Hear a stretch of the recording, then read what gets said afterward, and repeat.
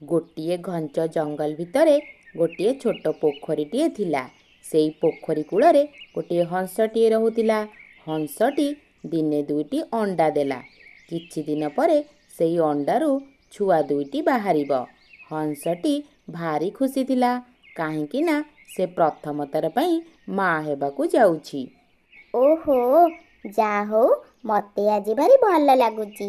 ଆଉ କିଛି ଦିନ ପରେ ଏଇ ଅଣ୍ଡା ଦୁଇଟି ଭିତରୁ ଛୁଆ ବାହାରିବ, ଆଉ ମୋତେ ମା ବୋଲି ଡାକିବେ। ସେଥିପାଇଁ ମୋତେ ଏବେ ଭାରି ଖୁସି ଲାଗୁଛି। ହଂସଟି ତାର ଅଣ୍ଡା ସହିତ ଦିନଗୁଡ଼ିକ ଖୁବ୍ ଖୁସିରେ କାଟୁଥିଲା। ଗୋଟିଏ ଦିନ ତାର ଅଣ୍ଡାକୁ ଧରି କହିଲା, ଜୋରେ ଭୋକ ଲାଗିଲାଣି। ଯୋଉ ସବୁ ଖାଦ୍ୟ ସାଇତି ରଖିଥିଲି ତାହା ତ ସରିବାକୁ ବସିଲାଣି। ମୋତେ ଏବେ ଖାଇବା ଖୋଜି ଆଣିବାକୁ ପଡ଼ିବ। ହେଲେ ମୋର ଏଇ ଅଣ୍ଡା ଦୁଇଟିକୁ ଛାଡ଼ି ମୁଁ କେମିତି ଯିବି ଯେ? କିଏ ଯଦି ମୋର ଅଣ୍ଡାକୁ ଚୋରି କରି ନେଇଗଲା, ନହେଲେ ଖାଇଦେଲା, କ'ଣ କରିବି? ଆଉ ମୁଁ ବି ତ ଖାଦ୍ୟ ନ ଖାଇ ତ ମରିଯିବି ନା। ଯାଉଛି, ଜଲ୍ଦି ଜଲ୍ଦି ଯାଇ ନଦୀ ପାଖରୁ କିଛି ମାଛ ନେଇକି ଆସିବି। ଏଇ ପୋଖରୀରୁ ତ ମୁଁ ସବୁ ମାଛ ଗୁଡ଼ିକୁ ଖାଇ ଦେଇଛି। ଏହିପରି କହି ହଂସଟି ଅଣ୍ଡା ଦୁଇଟିକୁ ବସାରେ ଛାଡ଼ି ମାଛ ଆଣିବା ପାଇଁ ବାହାରି ପଡ଼ିଲା।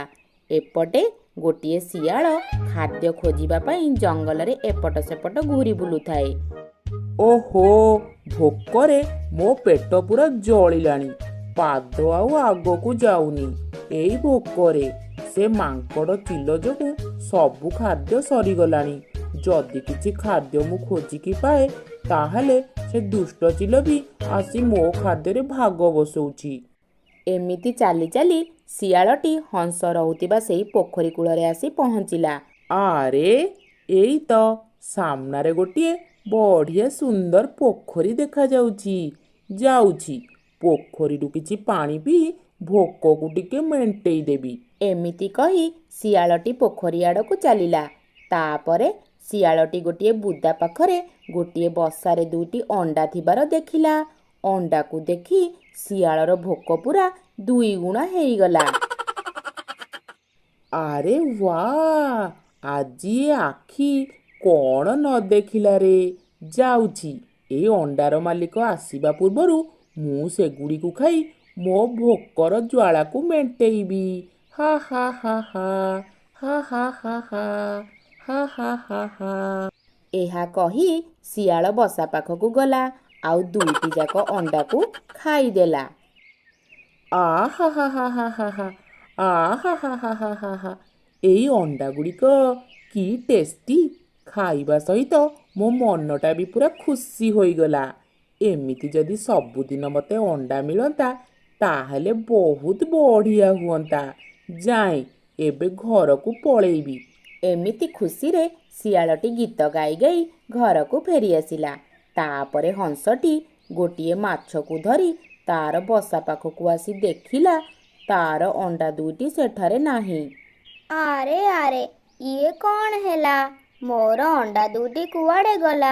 ମୁଁ ତ ଅଣ୍ଡା ଦୁଇଟିକୁ ଏଇଠାରେ ହିଁ ରଖିକି ଯାଇଥିଲି। କିଏ ନେଇଗଲା ମୋର ଅଣ୍ଡା ଦୁଇଟିକୁ? ହେ ପ୍ରଭୁ, ମୁଁ ପ୍ରଥମ ଥର ପାଇଁ ମା ହେବାକୁ ଯାଉଥିଲି। ଆଉ କିଛି ଦିନ ପରେ ଏଇ ଅଣ୍ଡାରୁ ଫୁଟି ଛୁଆ ଦୁଇଟି ବାହାରିଥାନ୍ତେ। କିଏ ମୋର ଏତେ ବଡ଼ ସର୍ବନାଶ କଲା? କିଏ କଲା? ହଂସଟି ଏମିତି କହି ବହୁତ କାନ୍ଦିବାକୁ ଲାଗିଲା।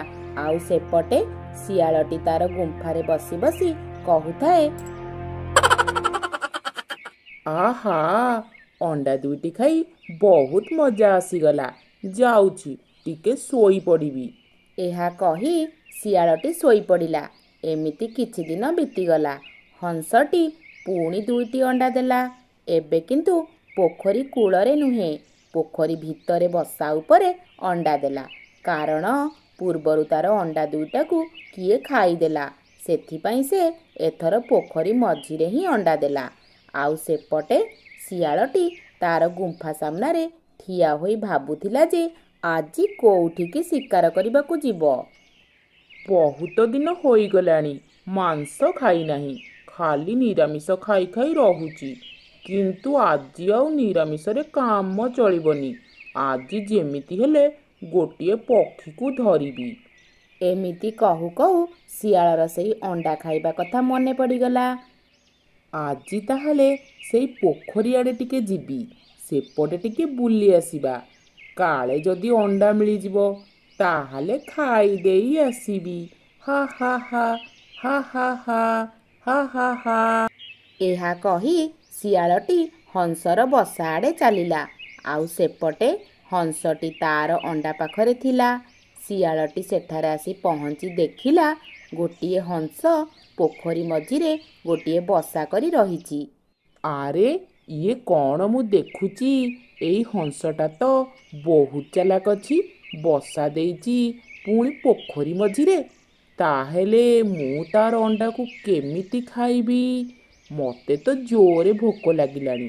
ଶିଆଳଟି ସେଠାରେ ଏପଟ ସେପଟ ହୋଇ ବୁଲୁଥାଏ ଆଉ ଭାବୁଥାଏ ଯେ ହଂସର ଅଣ୍ଡା ଦୁଇଟି କେମିତି ଖାଇବ ବୋଲି। ହଂସଟି ଶିଆଳର ଏମିତି ଭାବକୁ ଲକ୍ଷ୍ୟ କରୁଥାଏ। ଆରେ ଇଏ କ'ଣ? ଏଇ ବଦମାସ ଶିଆଳଟା ଏଠାରେ ଏମିତି କାହିଁକି ବୁଲୁଛି? କ'ଣ ହେଇଛି? ଯାଉଛି ସେଠି ଥାଇ ଦେଖିବି। ଏହା କହି ହଂସଟି କୂଳକୁ ଆସି କହିଲା, ଶିଆଳ ଭାଇ, ଓ ଶିଆଳ ଭାଇ, କିଛି ସମୟ ହେଲା ମୁଁ ଦେଖୁଛି ତୁମେ ଏଠାରେ ବୁଲାବୁଲି କରୁଛ। କ'ଣ ହୋଇଛି ତୁମର? ତୁମେ କ'ଣ କିଛି ଖୋଜୁଛ କି? ହଂସର କଥା ଶୁଣି ଶିଆଳଟି ମନେ ମନେ କହିଲା, ଆରେ ଆରେ, ହଂସଟି ଆଉ ମୋ ବିଷୟରେ କିଛି ଜାଣିନି ତ ଯେ ମୁଁ ତାର ଅଣ୍ଡା ଖାଇବା ପାଇଁ ଏଠାରେ ମୁଁ ବୁଲାବୁଲି କରୁଛି ବୋଲି। ନା ନା, ଏ ବିଷୟରେ ଟିକେ କିଛି ଜାଣିବାକୁ ପଡ଼ିବ। କ'ଣ ହେଲା ଶିଆଳ ଭାଇ?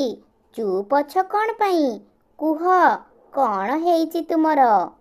ଆରେ ହଂସ, ମୋର କ'ଣ ହେବ? ମୋର କିଛି ହୋଇନାହିଁ। ଏମିତି ଟିକେ ବୁଲୁଥିଲି ଆଉ। ପ୍ରତିଦିନ ଏମିତି ବୁଲାବୁଲି କଲେ ଶରୀର ଖୁବ୍ ଭଲ ରହିବ। ମୁଁ ଟିକେ ମୋ ଦେହ ପାଇଁ ଯତ୍ନବାନ ହେବା ପାଇଁ ଚାହୁଁଛି।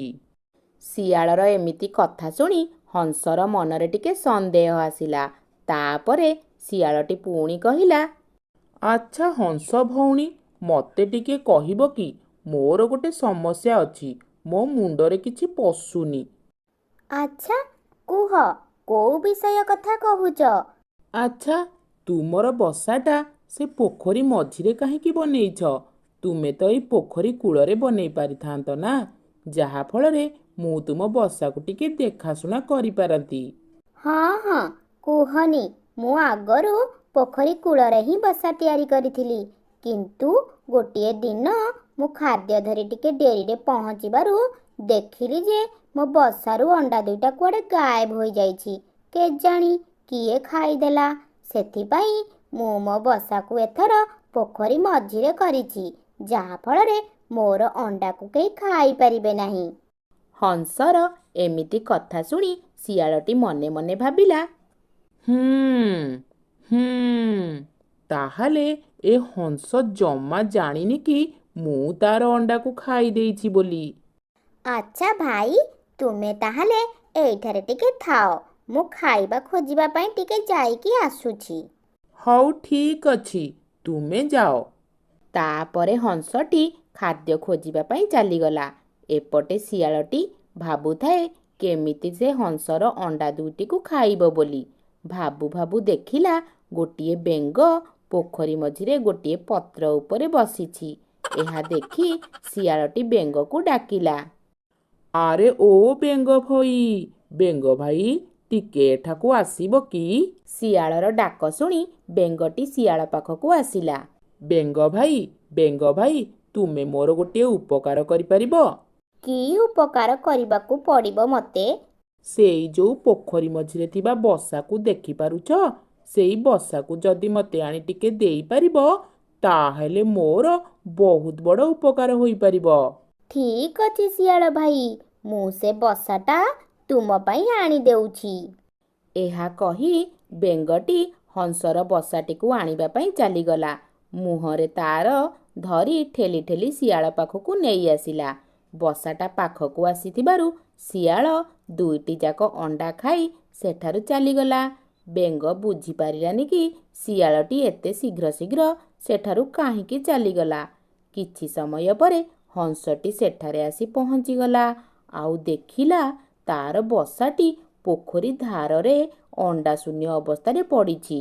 ଆଉ ପାଖରେ ବେଙ୍ଗଟିଏ ମଧ୍ୟ ଅଛି। ବେଙ୍ଗକୁ ଦେଖି ହଂସଟି ବେଙ୍ଗ ପାଖକୁ ଆସିଲା। ଆଉ ତାର ଖାଲି ବସାକୁ ଦେଖି କାନ୍ଦିବାକୁ ଲାଗିଲା। ଆରେ ଇଏ କ'ଣ ହେଲା? ମୋର ଅଣ୍ଡା ଗୁଡ଼ିକ କୁଆଡ଼େ ଗଲା? ଆଉ ମୋର ବସାଟା ଏଠିକି କେମିତି ଆସିଲା? ଆଉ ଏଥର ବି ମୁଁ ମୋର ଅଣ୍ଡାକୁ ବଞ୍ଚେଇ ରଖିପାରିଲିନି। ହଂସର ଏମିତି କାନ୍ଦ ଦେଖି ବେଙ୍ଗଟି କହିଲା, ହଂସ ଭଉଣୀ, ମୋତେ କ୍ଷମା କରିଦିଅ। ସେ ବଦମାସ ଦୁଷ୍ଟ ଶିଆଳ ତୁମ ଅଣ୍ଡାକୁ ଖାଇ ଦେଇଛି। ବେଙ୍ଗଟି ହଂସକୁ ସବୁ ଘଟଣା ଖୋଲିକି କହିଦେଲା। ଏସବୁ ଶୁଣି ହଂସ ଟିକେ ଭାବିବାକୁ ଲାଗିଲା। ପୁଣି କିଛି ଦିନ ପରେ ହଂସଟି ଆଉ 2ଟି ଅଣ୍ଡା ଦେଲା। ପୋଖରୀ ମଝିରେ ଥିବା ତାର ବସାକୁ ଲାଗିକି କିଛି ପତ୍ର ଦେଇ ଗୋଟିଏ ରାସ୍ତା ପୋଖରୀ କୂଳ ପର୍ଯ୍ୟନ୍ତ ବନେଇଲା। ଯେତେବେଳେ ଶିଆଳ ତାର ଅଣ୍ଡା ଖାଇବା ପାଇଁ ସେଇ ରାସ୍ତା ଦେଇ ଆସିବ, ସିଧା ବୁଡ଼ିକି ମରିବ। କିଛି ସମୟ ପରେ ସେଇ ଦୁଷ୍ଟ ଶିଆଳଟି ମଧ୍ୟ ସେଠାରେ ଆସି ପହଞ୍ଚିଗଲା। ଆଉ ଦେଖିଲା ହଂସଟି ତାର ବସାରେ ବସିଛି। ଶିଆଳଟି ହଂସର ଚାଲାକିକୁ ବୁଝିପାରିଲା ନାହିଁ। ଆଉ ବସାକୁ ଲାଗିକି ଥିବା ରାସ୍ତାକୁ ଦେଖି ମନେ ମନେ ଭାବିଲା, ଆରେ ଏଥର କ'ଣ ଏ ବୋକା ହଂସ ତାର ବସାକୁ ଯିବା ପାଇଁ ରାସ୍ତା ବନେଇଛି? ଯାଉଛି, ଆଜି ଅଣ୍ଡା ସହିତ ସେ ହଂସକୁ ବି ଖାଇଦେବି। ଏମିତି କହି ଶିଆଳଟି ଧୀରେ ଧୀରେ ଆସିଲା। କିଛି ବାଟ ଯାଇଛି କି ନାହିଁ, ଶିଆଳର ଓଜନ ସମ୍ଭାଳି ନ ପାରି ପତ୍ର ଗୁଡ଼ାକ ସବୁ ଏପଟ ସେପଟ ହେବାରୁ ଶିଆଳଟି ସିଧା ବୁଡ଼ିଗଲା। ବଞ୍ଚାଅ, ବଞ୍ଚାଅ, ମୁଁ ଆଉ ତୋର ଅଣ୍ଡାକୁ କେବେ ବି ଖାଇବି ନାହିଁ। ମୋତେ ଟିକେ ବଞ୍ଚେଇ ଦେ। ମୁଁ ଏବେ ଠିକ୍ ବୁଝିପାରିଲି, ବେଶୀ ଲୋଭ କରିବାରୁ ଆଜି ମୋର ଏଇ ଦଶା। ଓ ହଂସ ଭାଇ, ଶିଆଳ, ତୁ ବୁଡ଼ିଯା। ତତେ କେହି ବଞ୍ଚେଇବାକୁ ଆସିବେନି। ତୁ ମୋର ଅଣ୍ଡା ସବୁ ଖାଇବାର ଫଳକୁ ପା। ତୁ ସବୁଥର ମୋ ଅଣ୍ଡା ଗୁଡ଼ିକୁ ଖାଇ ଦଉଛୁ, କିନ୍ତୁ ଏଥର ତୁ ବୁଡ଼ିକି ମରେ। ଶିଆଳଟି ଚିତ୍କାର କରି କରି ପାଣି ଭିତରକୁ ବୁଡ଼ିଗଲା।